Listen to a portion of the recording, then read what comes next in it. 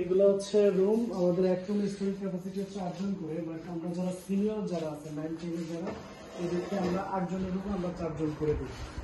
আর 7, 6, 7 যারা ওদেরকে 8 জন করে দিই, ছোট মানুষ। সো একটা স্টুডেন্টের জন্য এই পাশে একটা এসি, এই পাশে একটা এসি, এই পাশে সেখানে, এই পাশে একটা ফ্যান, এই পাশে একটা ফ্যান, এই পাশে একটা ফ্যান। একটা স্টুডেন্টের জন্য একটা বেড, একটা বেড, আর একটা ওয়ান টেবিল। যদিও আমরা